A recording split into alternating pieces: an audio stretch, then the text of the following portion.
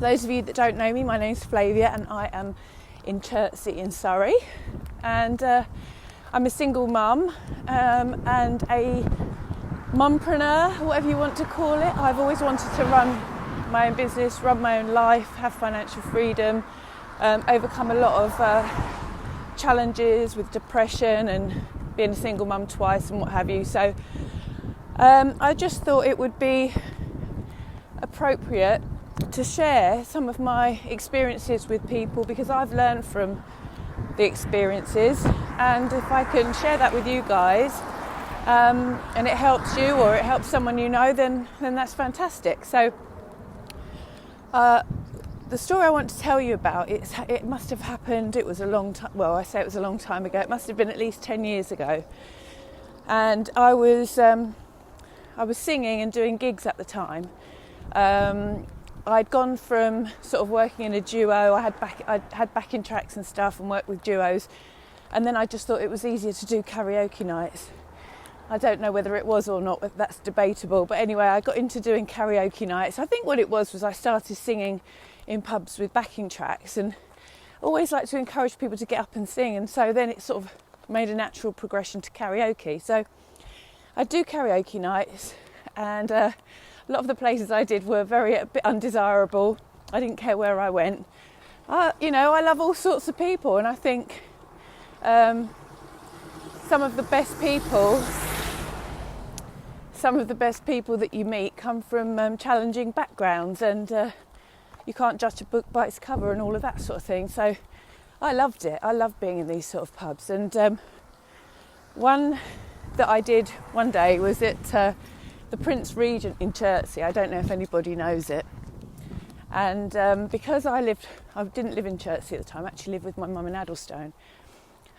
But because it was so close and people would buy me drinks, I thought, well, let's take advantage of that.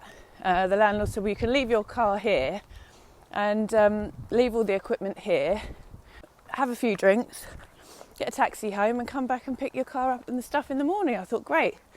Again, being a single mum, my social life was non-existent, so this was really good, an opportunity for me to have fun, earn some money and all the rest of it. So I did that. The next day I went back to the pub to collect my car and my equipment, and somebody from the council, parking person, turned up and gave me a ticket. Well, little did I know that I wasn't supposed to be parked out the back there, and the landlord hadn't mentioned it, and I think he said it was usually okay. But anyway, so I parked, so I got a parking ticket. Now, I could have just got annoyed, taken the ticket, well, not annoyed, you can't get annoyed if you've got a parking ticket, it's your own fault. But I noticed the guy that gave me the ticket had a treble clef necklace around his neck, which is a musical note, for those of you that don't know.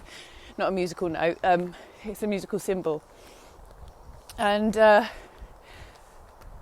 because I was in music, I just said, oh, I like your necklace. We started a conversation. Anyway, it turned out that he was in a duo himself with his wife, and he was into music, and he was a really nice guy. So I think we swapped numbers. He said he sometimes knew people that were looking for singers, and so we kept in touch. So from that, I actually ended up doing some gigs with him. Joined a band as well, because they knew a function band, and his wife couldn't always do the gig, so I went as a stand-in. But actually, and that was all great. I mean, that was fantastic in itself. Most amazing thing happened was I got a call from Jay, and they said, oh, I don't know if you'd be interested in this, but the band from the 80s, Tight Fit, are reforming, and they're doing some gigs, but one of the girls can't make one of the gigs. They've asked Jane if she'll do it, but it's not really her thing. We thought of you. I said, are you kidding me? I would love to do it. I remember Tight Fit had a number one in the UK with their version of a cover of The Lion Sleeps Tonight, and it was Steve and the two girls, Julie and, I'm so sorry, it's gone, Julie and Denise. and I'd always wanted to be, I remember dancing to that in the lounge as a kid, as a 9-year-old, and thinking I would love to do that. I would love to be one of those girls. They're in like the leopard print and everything in the jungle, you know. I'm on my way, that one. And when they said, did I want to go and be like a sub for one of the girls for a gig, I said, are you kidding me? It was like a dream come true.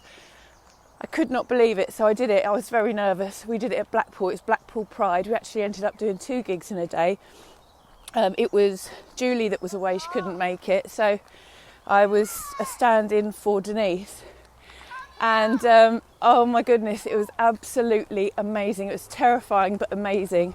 And I actually got to stand on stage twice in that day and perform with them, with the original two of the original 3 from Tight Fit, The Lion Sleeps Tonight, as well as we did Fantasy Island as well, and I think we did maybe Love Shack or something, another cover, but it was absolutely amazing. And then from then they needed another stand-in when Denise was away. No, Julie was away. Oh, it was, I don't know. I went, I think the first time, Julie was away, and I worked with Denise and Steve. And the second time, Denise was away, and I worked with Steve and Julie.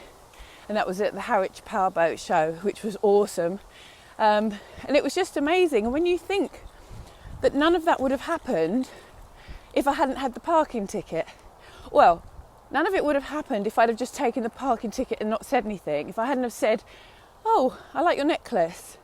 From that one single thing that I decided to do, you know. Sometimes we think these things. A lot of the time we think these things, but we don't actually act on it. And I guess I've got this kind of, I don't know what it is. I don't always do what my mind tells me to do. And sometimes when I do, it's completely wrong and embarrassing. But most of the time I do it. I think, well, why not? What have you got to lose? And that's just a prime example of how one situation that may seem awful, you might think, oh, you know, done a gig, I've paid for a cab to get home, I've come back and now I've got to pay for a parking ticket. I probably didn't make any money that night. But if someone had said, do you want to be a stand-in for Tight Fit, 3 different gigs, you know, I'd have probably paid to do it. I did actually get paid to do it as well, so it was amazing. But, you know, the reason I'm telling you this is because a situation doesn't have to have the outcome that you think it's going to have.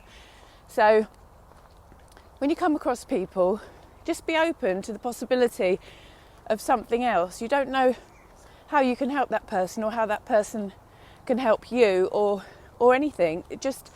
Just speaking, connecting to people just has so much power, and just have faith and trust the process. But that's it really. So just be open, guys. Every cloud has a silver lining. I mean, it really is true.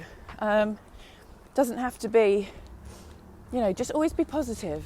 Always be positive. And when I'm not, tell me, Flavia, you told me to always be positive, now be positive. With that, I'm going to love you and leave you all. Have a wonderful day. Enjoy the rest of your week. I'll speak to you tomorrow. Bye bye.